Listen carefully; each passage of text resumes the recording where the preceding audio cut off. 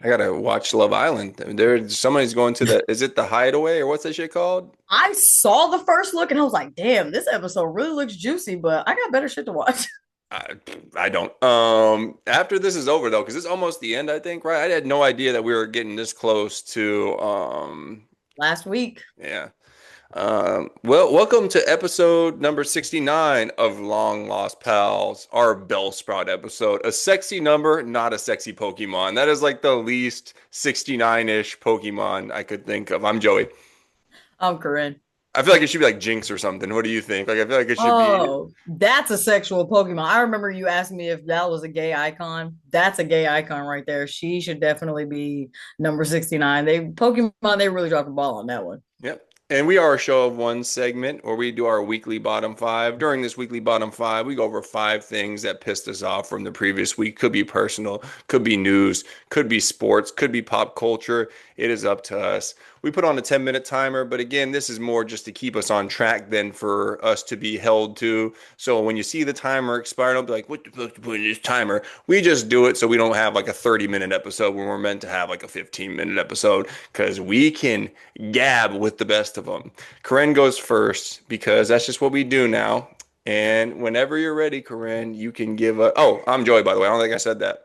We did Oh, introductions. we did? Whenever you're ready, Corinne. Number five for me, and I'm 99% sure I said this on the earlier season of Long Lost Pals, and I did my bottom five. I want to bring it back up because I just saw it the other day and it ruined my fucking day. Men driving Volkswagen Beetles. Listen up, Buttercup. Those cars are for girls. I don't want to see your 6'2" ass hunched over the fucking steering wheel. This guy's fucking beard is touching it. Ugh, yuck. Get out of there. And girls, stop giving these your fucking boyfriends the keys to go get your oil changed. Do it on your own, sister, because it's ruining my day. Whenever I see a man driving a Volkswagen Beetle, I don't care. Unless you are obviously homosexual, I don't want to see a hetero man behind a Beetle steering wheel. Doesn't Trey drive one in Boys in the Hood? Or did I make that up? I think he I does. That's a very random reference. And that was That's like super deep cut. I think he does. Number five for me, I'm going with my dog becoming more scared of everything the older he gets. I love that boy to death. He was my first baby before we had actual babies. That's my son. But god damn it, man. Like the older they get, I thought you're supposed to stop giving a shit when you get old. And he stops giving a shit about like, rushing when I call his name or like listening to me. But when it comes to being scared, that fool's scared of everything. I swear. He's accumulated PTSD over time. 4th of July comes. I hate fireworks because my guy gets scared. And then the next 2 nights, thunderstorms. Guess what? My guy gets scared. I've got enough on my plate with these children in the middle of the night. It's rare that I get a good night of sleep. I look like shit most of the time. And now you got my dog sprinkling bullshit on top of it 2 nights in a row after I've been having decent ones because of my kids. I literally have to grab this 80-pound dog, damn near wrestle this fool to the ground, and spoon him for him to go to sleep. I wake up and he's just drooling over me at 4 a.m. yesterday, and I just can't catch a break in my sleep schedule. I wish this man, I'm not gonna say toughen up because that's not very empathetic of me, but I wish like he would, along with that, not giving a shit with other things, become more senile or whatever the case may be when it comes to these noises and such. I knew that when you started that it was going to be a relation to the fireworks that just happened this past weekend.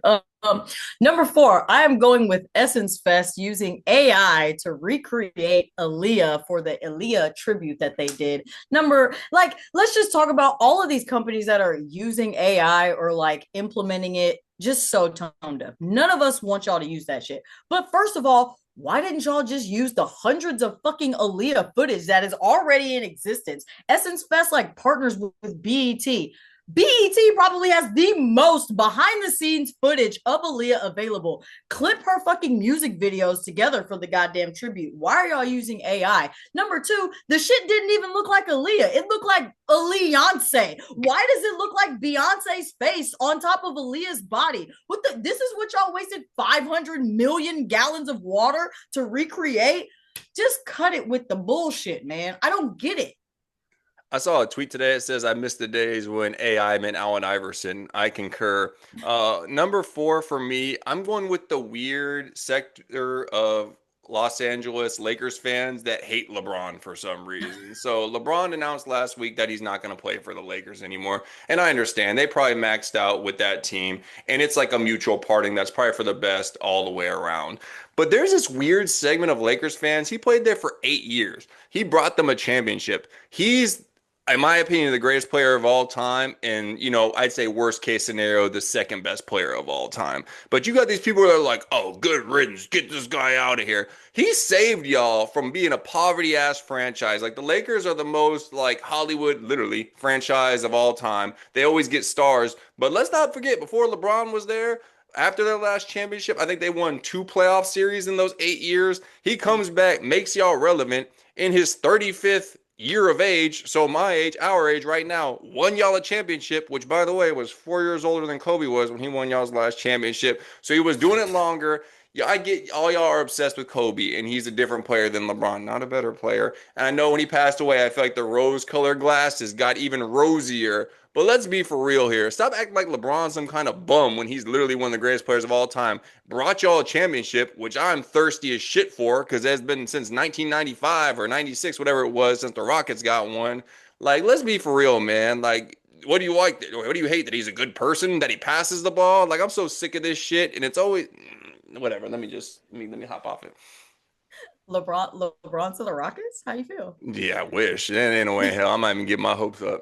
All right. My number three, I'm going to try to speed through this little quick story to get to the end of it as fast as possible. I was at the barbershop a couple of months ago, and the reason that this is relevant is because this past weekend when I was at the barbershop, I saw the same guy. This guy comes in with 4 or 5 kids, and it must have been the first time he brought all his kids in there because all of the barbers was like, damn, this you? This all your kids? Men are going to point that shit out. And then one of the barbers said something that I didn't notice, but men noticed this. There was 4 girls and the youngest was a boy. And so one of the barbers was like, you wanted to keep going until you had a boy, huh? And he was like, yeah, man, you know how it is. First of all, no, we don't. 5 kids is crazy. Second of all, then he was like, yeah, you know how it is. I just really wanted somebody to continue my legacy. I just wanted to leave a legacy.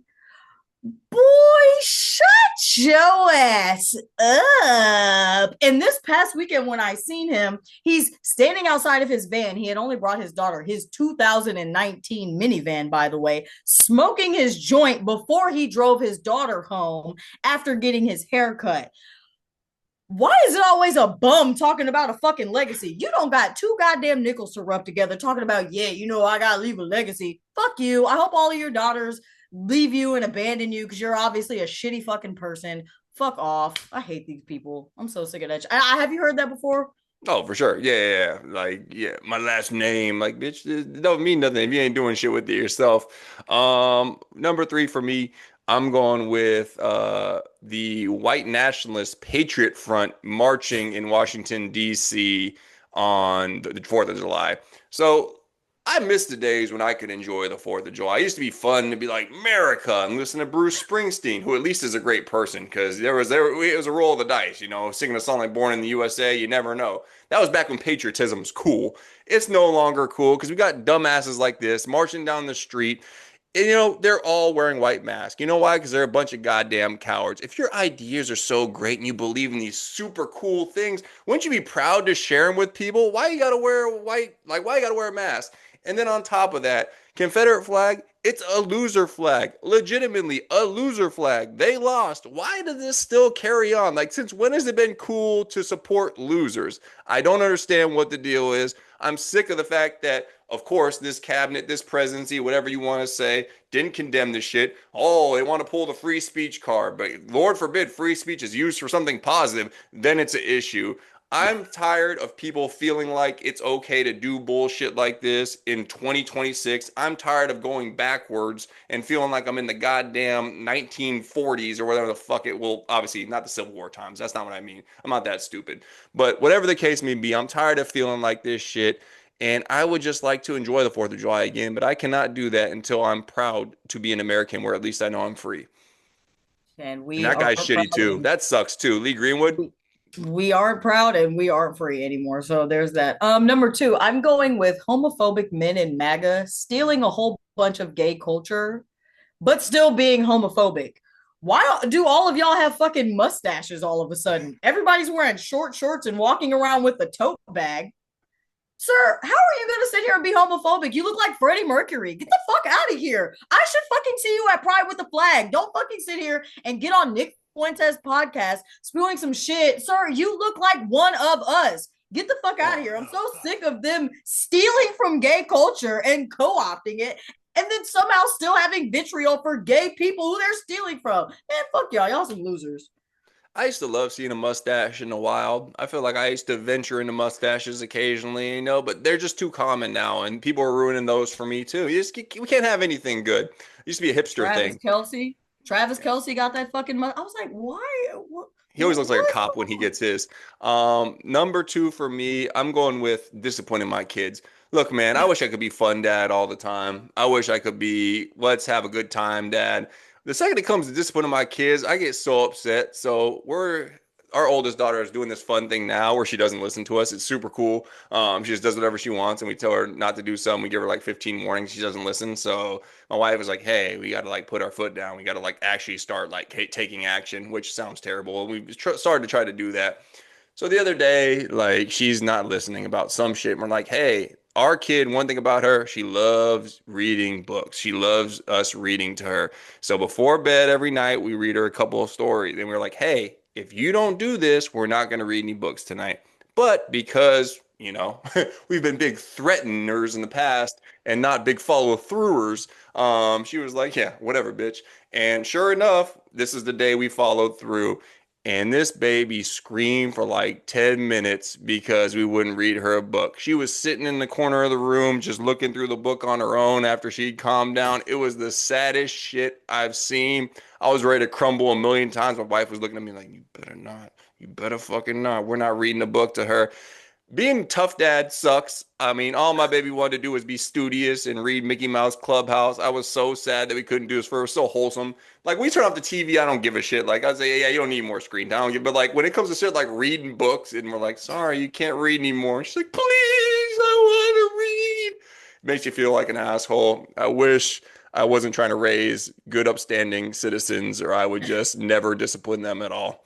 I don't even know if that counts as discipline. I'm not hitting my kids. I'm not on that shit. I'm screaming at this being a grievance. Number one, I'm going with articles on important health information being behind a paywall. Let me give you a fucking example. I get a notification from Apple News, which I don't subscribe to, by the way. Apple News is like Not yet. measles outbreak. See how the numbers are rising in your state. I'm like, oh my god, this is so important. I click on it, it's like pay $4.99 to see the rest of this article. This sounds kind of important and like it should be free. I shouldn't have to pay to see the measles outbreak that's going on in the fucking country. Fuck you, Apple, and fuck all of these corporations that are making us pay for information like this when it should be free. Should be. Number one for me, I'm going with Love Island fan votes being based on compatibility. I think we need a rubric in this bitch. Like, I think there needs to be like a score that we're able to give people based on a grading system because this shit ain't fair. Looky here. Parmita, Corbin, most annoying fucking couple there was. But you can't tell me they weren't compatible because they were like, oh, we're both beautiful. We're dumb as shit, but we are sexy. They kept like complimenting themselves, giving their little speeches and shit. Worst karaoke I've ever seen. But guess what? Those fools were compatible. Making out every night, doing more than that, having a good ass time, dumb as rocks, but compatible. So why are these fools getting voted off when we still got like, looky here, man. I love me some Carl. Out here releasing bugs just like your boy, swole as shit, very wholesome. But him and Anaya got together like a week ago after she turned him down. I like them both as people, but let's not act like they're more compatible than Parmita and Corbin are. And then on top of that, looky here, man. Kenzie, they got saved by the bell, saved by the karaoke shit. I get that. My poor guy, he's going through it right now. By the way, he surprised me. I thought he was really going to be like a bros bro, like the finance bro type guy. He's been very surprising. What's his name? Dylan or whatever? Yeah, He he cries a cries lot. every episode. A little too Which is much. a good thing. Here's I the actually like it. I'm like, wow, he actually really does like her. He's crying over her every other episode. Casey and TT, like I know you made fun of them last week, and she was riding for him too quick and too like, but I think they are compatible too. So They are. I'm with them. Zach and Kata, I know a lot of people don't like Zach, specifically women. He hasn't rubbed me the wrong way as much. I see what the issue is, but I also feel that they are more compatible than I don't know. I think they've been going strong. I just feel like there needs to be a grading system. I feel like it's become a popularity contest. Obviously, Trinity and Bryce should win because that's my couple. I love them a lot. It's still funny to me that she used to work at a hardware store. That is my number one. Great. No, that's really good. We need standards. We need regulation. We need rules and regulations for this voting because yeah, a lot of people are just voting on who they like the most. You know what they should do? They should have you do, you know how like you do like what Hogwarts house are you in? What blah blah blah. They should do like an anonymous survey and then they pick the couple for you based on like Mm. are they both sexy? And then you like need to choose them as Carmina and Corbin. That wraps up Melanie. That wraps up episode number 69 of Long Lost Pals.